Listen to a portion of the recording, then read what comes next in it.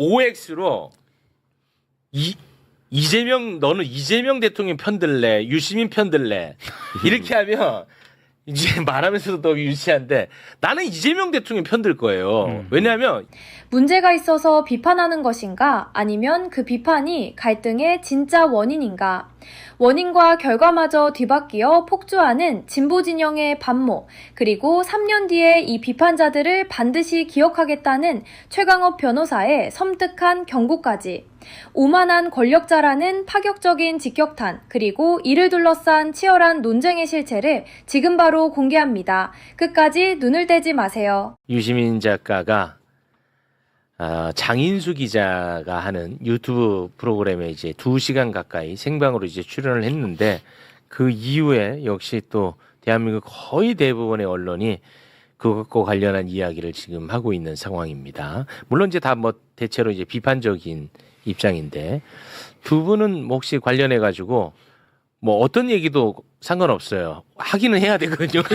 이게 의무사항이거든요. 안 하고 가면 이거 난리 납니다. 지금. 신기해요, 신기해. 예, 이 현상이 네, 유튜브도 그렇고 언론도 그렇고 영향력이 없어졌다고 하잖아요. 근데 그거 여론조사로 나왔으니까 영향력은 있는 걸로 얘기를 하고 가야 돼. 아니 근데 그렇게 하여튼 주장하잖아요. 예. 영향력이 없다고 하는데 무슨 나와서 한번 얘기할 때마다 다 보도하는 거는 네. 난 영향력 없는 사람을 그렇게 보도하는 것도 처음 봤고 영향력은 저보다 약간 더 있더라고요. 약간이에요? 그래서 영향력은 이제 뭐 있는 것으로 사실 이제 나왔고 뭐 그 방송을 보시고 뭐 비판하시는 분들도 있고 또 뭐 공감하시는 분들도 있을 텐데 그렇죠. 제가 좀 가장 유의미하게 봤던 부분은 이제 제가 고민하는 그런 부분이기도 해가지고요. 저는 이재명 정부가 내란 극복 정치 연합으로 탄생한 정권이라고 봅니다. 네. 예. 강력한 시민들의 지지가 있었고 네. 그런데 이재명 정부 들어서고 나서 특히 전당대회 과정을 거치면서 집권연합을 그 지지 기반이 됐던 그 집권연합을 오히려 지금 허물거나 해체하려는 어떤 그런 게 있나라고 제가 지금 의문점을 가지게 됐거든요. 스스로 가설을 좀 세워놨나 보군요. 아니 뭐 제가 가설을 세워놨다라기보다는 네. 이게 분열과 갈등의 증상이 혹시 그런 쪽으로 가는 것인가라는 저는 일단 염려, 우려. 염려. 의구심 이런 게 좀 있었는데 의구심. 유시민 작가님도 그 비슷한 얘기를 하셔가지고 저는 일단 그 부분에 대해서는 저 혼자만의 우려는 아닌 것 같다. 그래서 그 부분은 상당히 좀 공감을 했고요. 네. 또 다른 측면에서 이제 방송 외적으로 유시민 작가의 그 방송 내용에 대해서 공감을 표할 수도 있고 비판할 수도 있는 문제 아니겠습니까? 맞습니다. 그런데 공감을 표하는 사람을 그냥 반명으로 몰아세우는 이런 분위기는 여전히 좀 강한 것 같다. 네. 예, 그런 문제의식이 하나 있었고 마지막으로는 이거는 유시민 작가의 방송 내용은 아니고요. 비슷한 시기에 백낙청 교수가 네. 또 다른 또 백낙청 TV에서 한 얘기가 있습니다. 네. 저는 개인적으로 굉장히 좀 충격이었고 왜냐하면 이게 어떻게 당내 경쟁했던 그리고 그 김민석 대표가 아니라 다른 후보를 지지했던 어떤 지지자들과 당원들을 반란이라고 그래서 반란이라는 표현을 썼고 진압이라는 표현을 썼거든요. 네. 어떻게 저렇게 얘기를 할 수 있지라고 생각을 했었는데 더 이상했던 거는 민주당 쪽에서 이 백낙청 교수의 이 발언에 대해서 크게 문제 삼지 않는 이런 것들을 보면서 유시민 작가가 한 얘기에 대해서는 엄청나게 비판했거든요. 네. 그런데 왜 백낙청 교수 한 말도 제가 봤을 때 상당히 문제가 많은데 이 부분에 대해서는 민주당이 이렇게 조용할까? 영향력 차이 아닐까요? 제가 볼 때 백낙청 교수도 진보 쪽에 상당히 원로 그거 교수지 알고 않습니까? 있습니다. 네. 그래서 그런 이상한 현상들이 제가 봤을 때는 좀 주목했던 그런 포인트였습니다. 네. 예. 월요일 날 유 작가님 방송 저도 나중에 봤는데 저는 그렇게 제 머릿속으로는 그렇게 정리를 했어요. 그러니까 이재명 대통령을 굉장히 응원했고 이재명 대통령을 의지했던 많은 지지자분들이 있잖아요. 이제 그런 분들에 대한 그런 분들이 최근 들어서 이제 굉장히 불안감, 우울감 이런 데 빠져 있다는 말씀들을 저도 많이 듣거든요. 네. 그분들에 대한 그 위로와 공감 그리고 뭐 격려 이런 얘기를 하고 싶었던 것 같다. 저는 그런 느낌을 받았고 네. 또 하나는 대통령에 대한 고언 그러니까 충고와 기대가 여전히 남아 있다라는 말을 하면서 결국 하고 싶었던 말은 이재명 정부가 표방하는 국민주권 정부, 네. 그다음에 이재명 대표가 이루고 떠났던 당원주권 정당, 그 정신을 다시 한번 이해찬 대표. 새겨달라. 네. 아니 1인 1표 이런 당원주권 문제는 이재명 대표가 본격적으로 네네. 추진하시고 들을 다진 거니까 그러니까 그런 점들에 대한 어떤 그 지지자들의 불안감, 우울감 이런 것들을 좀 위로해주고 싶었던 게 아닌가 생각합니다. 네. 저는 보면서 새삼 좀 가슴이 아팠던 부분이 뭐였냐면 상당히 대선 치르고 우리가 기분이 너무 좋았잖아요. 그리고 여건과 환경이 너무 좋았잖아. 왜냐? 역대급이었죠. 보수 대통령 구속됐어. 그리고 정말 어렵게 정권을 찾아왔어. 그런데 마침 범 여권은 거의 200석 이상 네. 의석수를 차지하고 있어. 근데 국민의힘은 완전히 그냥 대폭망하고 있어. 그리고 유튜브 지형도 진보가 다 장악하고 있어. 와, 저는 진짜로 아무 문제 없이 대한민국이 완전히 정말 살아나고 우리가 꿈꾸던 세상이 될 줄로 알았어요. 그리고 맨날 내가 막 인상 쓰고 힘들어하고 초조해하고 괴로워하고 이런 일은 없을 줄 알았어. 근데 그 이후에 사실은 방송하는 입장에서 더 힘들거든요, 지금. 네. 그렇죠. 네, 너무 힘들어. 그렇죠. 그게 좀 새삼 너무나 좀 가슴이 아팠습니다. 저는.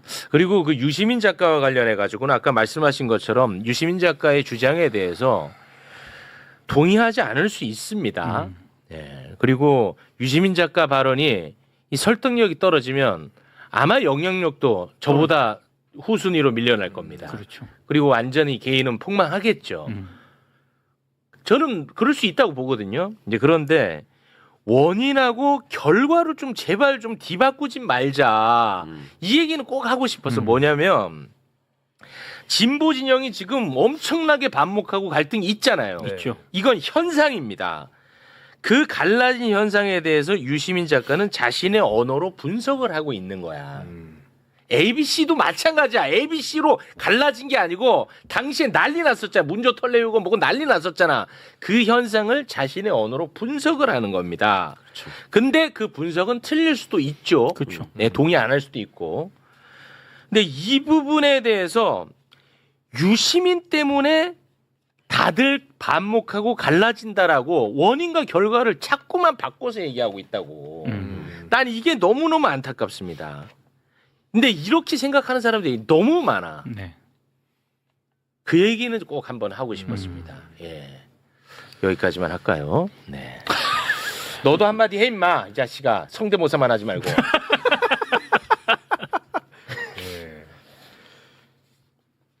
한마디 해. 한마디요? 봤어요? 저 봤어요. 근데 봤어요. 네. 근데 유시민 작가님 방송 저는 다른 데서도 얘기했지만은 계속 좀 꼼꼼히 봐야 제가 생각이 좀 정리가 되는 것 같아서 그리고 매불쇼 지금 이렇게 얘기할 수도 있지만은 만약에 한다면은 저는 차라리 저희 방송에서 하겠습니다. 왜냐하면 그래. 여기서 얘기하면 또 뭐 이렇게 눈치 봐가지고 눈치 봐서 하지 마. 여기에 가스라이팅 당해서 얘 생각 없이 또 얘기하면 막 이런 게 하지 저는 마. 이분들에게도 피해고 또. 네. 그래. 예. 그렇게 정리하겠습니다. 네. 뭐 더 덧붙일 말씀은 없으시죠? 저는 유시민 작가 말씀에 대해서 유력한 정치인들이 장관도 나서서 비판하는 얘기를 했어요. 예, 맞아요. 저는 일단 첫 번째로 앞으로 한 3년 정도 지나서 이분들이 어떤 얘기를 할까 저는 굉장히 주목해서 볼 겁니다. 기억하고 있다 계속 볼 거고요. 그다음에 또 하나는 유시민 작가에 대한 비판의 일관적인 정서는 독설과 저주를 퍼붓고 있다. 이재명 정부에 대해서. 그래서 분열을 가져온다라는 식의 네. 비판이 있습니다. 맞습니다. 네. 그리고 근거가 없는데 추측을 가지고 지지자들을 선동한다라고 보는 분들도 많이 그런 의견도 많죠. 있는 네. 것 같아요. 그러면 그 근거를 제시해줬으면 좋겠어요. 그러니까 근거가 없다고 했으니까 유시민 작가 말씀에 그게 그렇지 않다라는 근거를 제시해주고 그 걱정하지 말라고 국민들을 안심시켜주고 팩트를 가지고 건강하게 얘기를 했으면 좋겠는데 네. 지금 제가 보기에는 그 유시민 작가를 비판한다는 이유로 맞지도 않는 사실관계를 갖다 붙여가면서 본인들이 오히려 독설과 저주를 퍼붓고 있다. 네. 그 점을 꼭 생각하시라. 예. 그리고 제가 그분들 3년 후에 뭐라고 얘기하는지 제가 꼭 보겠다. 네, 알겠습니다.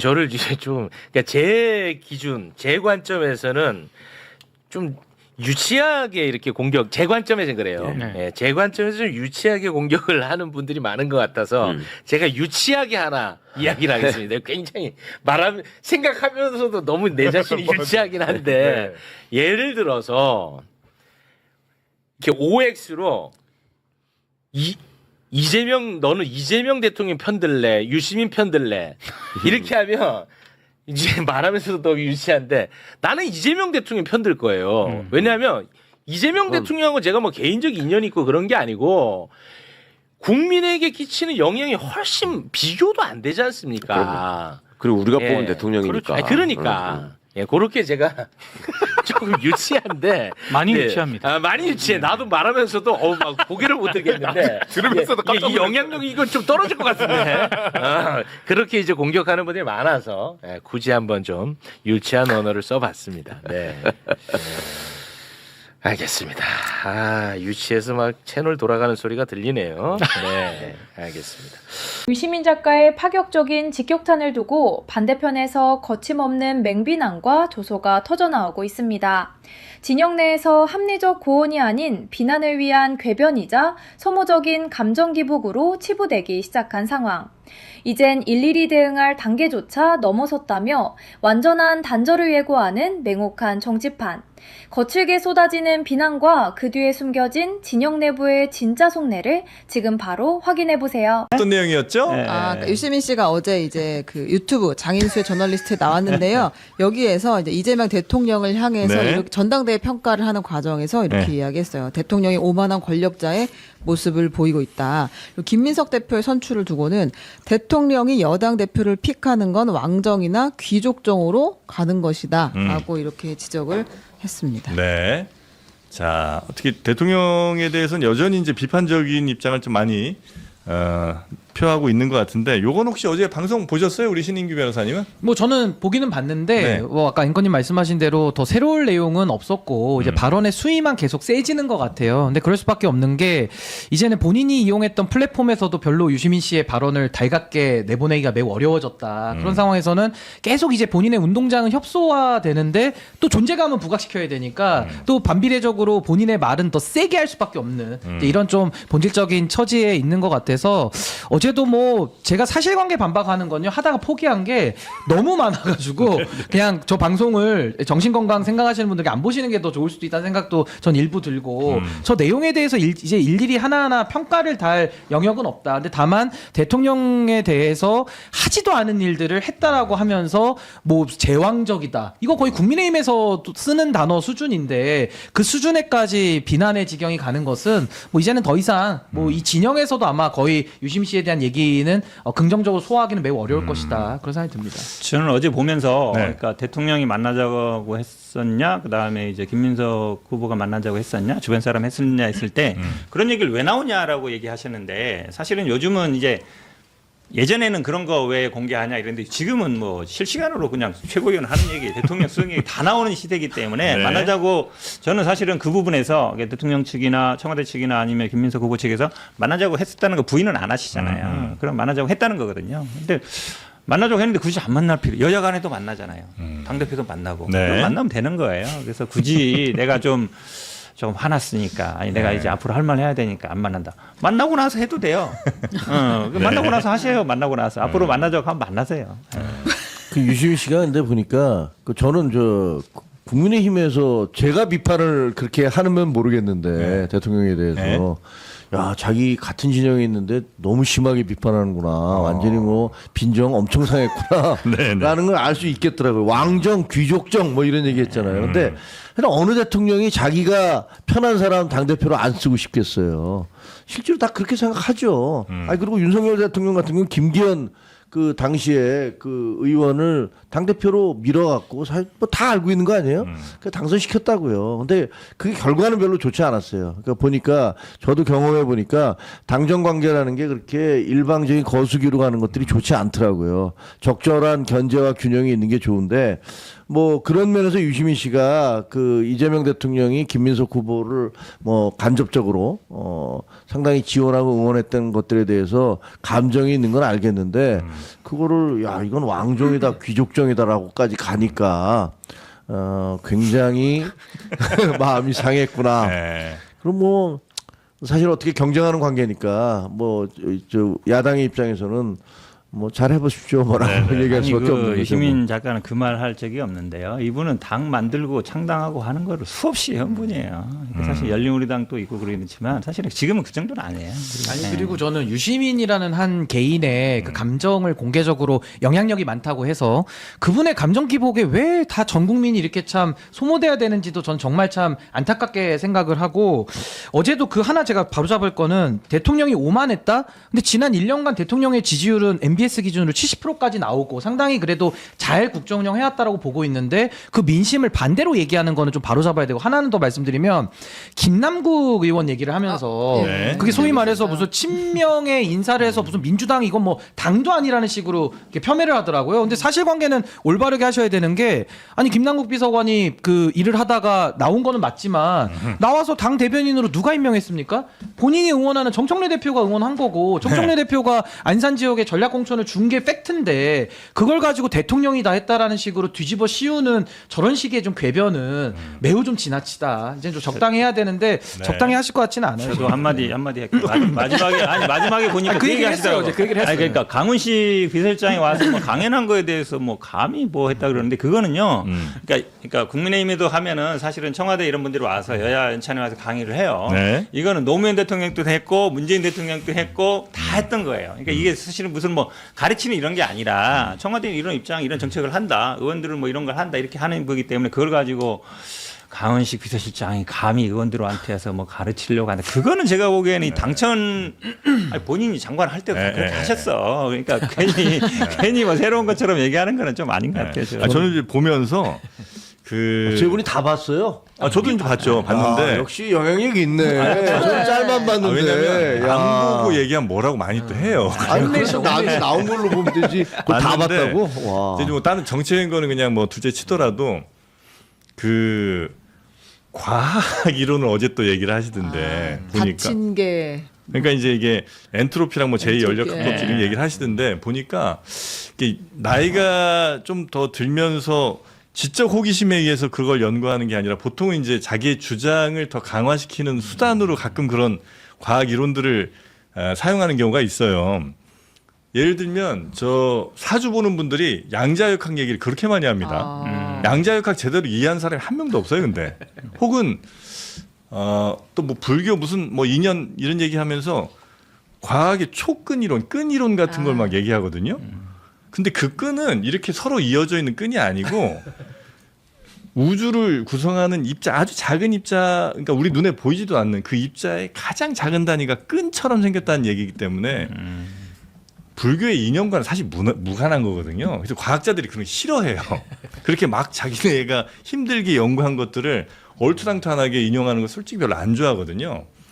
근데 어제 좀 그러시는 거 아닌가 생각이. 근데 사실관계 어긋난 게 너무 많아서 제가 두세 개 되면은 바로 잡는데 너무 많아가지고 그러니까 비난을 위한 비난이니까 뭐 우리가 3인성호라는 것도 하잖아요. 누구 하나 진짜 뭐 매장시키려고 셋이서 호랑이 나타났다고 말도 지어내는 건데 뭐 그런 식으로 비난을 하는 거에 일일이 이제는 대응할 그 단계를 전 넘어섰다고 봅니다. 네.